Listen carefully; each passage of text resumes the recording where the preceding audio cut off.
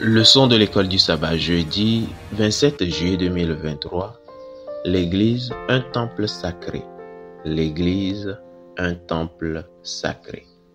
Quel ensemble d'images culminantes Paul utilise-t-il dans Éphésiens 2, le verset 11 à 22, pour souligner l'unité entre juifs et gentils dans Éphésiens? Lisons ce passage. Éphésiens 2, le verset 11 à 22. Là, il est écrit: « C'est pourquoi vous autrefois païens dans la chair, appelés incirconcis par ceux qu'on appelle circoncis, et qui le sont en la chair par la main de l'homme. Souvenez-vous que vous étiez en ce temps-là sans Christ, privés du droit de cité en Israël, étrangers aux alliances de la promesse, sans espérance et sans Dieu dans le monde. Mais maintenant, Jésus-Christ, vous qui étiez jadis éloignés, vous avez été rapprochés par le sang de Christ, car il est notre paix, lui qui des deux n'en a fait qu'un, et qui a renversé le mur de séparation, l'inimitié, ayant anéanti par sa chair la loi des ordonnances dans ses prescriptions, afin de créer en lui-même avec les deux un seul homme nouveau, en établissant la paix, et de les réconcilier l'un et l'autre en un seul corps avec Dieu par la croix, en détruisant par elle l'inimitié. Il est venu annoncer la paix à vous qui étiez loin et la paix à ceux qui étaient près, car par lui nous avons les uns et les autres accès auprès du Père dans un même esprit. Ainsi donc, vous n'êtes plus des étrangers, ni des gens du dehors, mais vous êtes concitoyens des saints, gens de la maison de Dieu. Vous avez été édifiés sur le fondement des apôtres et des prophètes, Jésus-Christ lui-même étant la pierre angulaire. En lui, tout l'édifice, bien coordonné, s'élève pour être un temple saint dans le Seigneur. En lui, vous êtes aussi édifiés pour être une habitation de Dieu en esprit. Amen. En passant en revue Éphésiens 2, nous rappelons que les versets 1 à 10 enseignent que nous vivons en solidarité avec Jésus, tandis que les versets 11 à 22 enseignent que nous vivons en solidarité avec les autres dans le cadre de son Église.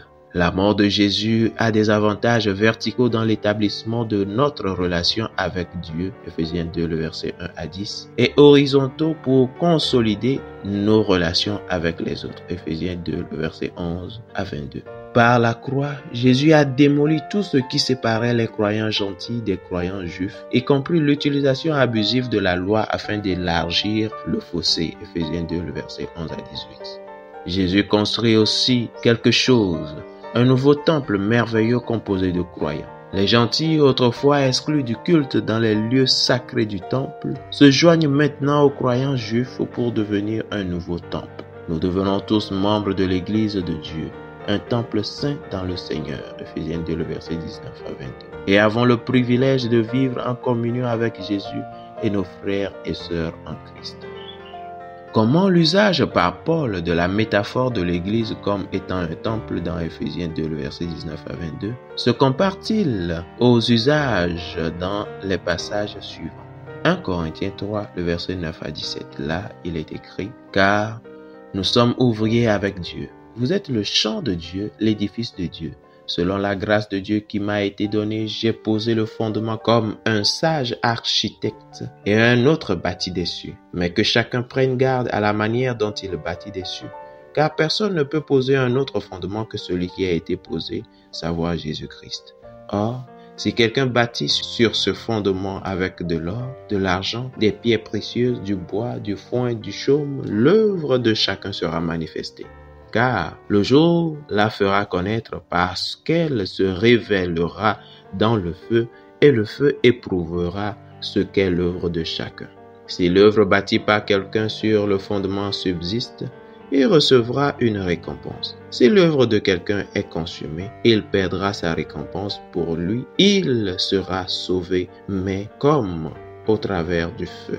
Ne savez-vous pas que vous êtes le temple de Dieu et que l'Esprit de Dieu habite en vous? Si quelqu'un détruit le temple de Dieu, Dieu le détruira, car le temple de Dieu est saint et c'est ce que vous êtes. Amen. 2 Corinthiens 6, le verset 14. Au chapitre 7, le verset 1er, là il est écrit: « Ne vous mettez pas avec les infidèles sous un joug étranger, car quel rapport y a-t-il entre la justice et l'iniquité? Ou qu'y a-t-il de commun entre la lumière et les ténèbres? Quel accord y a-t-il entre Christ et Bélial? Ou quelle part a le fidèle avec l'infidèle? Quel rapport y a-t-il entre le temple de Dieu et les idoles? Car nous sommes le temple du Dieu vivant, comme Dieu l'a dit. J'habiterai et je marcherai au milieu d'eux. Je serai leur Dieu et ils seront mon peuple. C'est pourquoi sortez du milieu d'eux et séparez-vous, dit le Seigneur. Ne touchez pas à ce qui est impur et je vous accueillerai. Je serai pour vous un père et vous serez pour moi des fils et des filles, dit le Seigneur Tout-Puissant. Ayant donc de telles promesses, bien-aimés, purifions-nous de toute souillure de la chair et de l'esprit en achevant notre sanctification dans la crainte de Dieu. Amen. 1 Pierre 2, le verset 4 à 8, là il est écrit « Approchez-vous de lui, pierre vivante, rejetée par les hommes, mais choisie et précieuse devant Dieu. Et vous-même, comme des pierres vivantes, édifiez-vous pour former une maison spirituelle, un saint sacerdoce, afin d'offrir des victimes spirituelles agréables à Dieu par Jésus-Christ. Car il est dit dans l'Écriture, « Voici, je mets en Zion une pierre angulaire, choisie précieuse, et celui qui croit en elle ne sera point confus. » L'honneur est donc pour vous qui croyez. Mais pour les incrédules, la pierre qu'ont rejetée ceux qui bâtissaient est devenue la principale de l'angle, et une pierre d'achoppement et un rocher de scandale. Ils s'y heurtent pour n'avoir pas cru à la parole, et c'est à cela qu'ils sont destinés. Amen. Paul utilise la métaphore de l'Église comme temple en tant qu'une image culminante pour la pleine inclusion des gentils dans l'Église.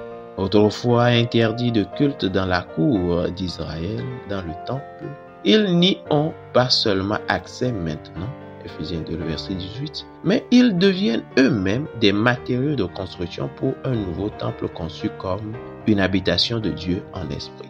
Ephésiens 2, le verset 22. Les auteurs du Nouveau Testament utilisent la métaphore du temple pour visualiser la sainteté de l'Église, le rôle de Dieu dans la fonction et la croissance de celle-ci, et la solidarité des croyants au sein de l'Église. La métaphore est utilisée en conjonction avec le langage biologique, voir Ephésiens 2, le verset 21, où le temple s'élève et le processus de construction est souvent accentué. Voir Ephésiens 2, le verset 22. Vous aussi, vous êtes construits ensemble. Loin d'être une simple image statique, l'Église est capable de reconnaître son identité comme le temple du Dieu vivant. 2 Corinthiens 6, le verset 16.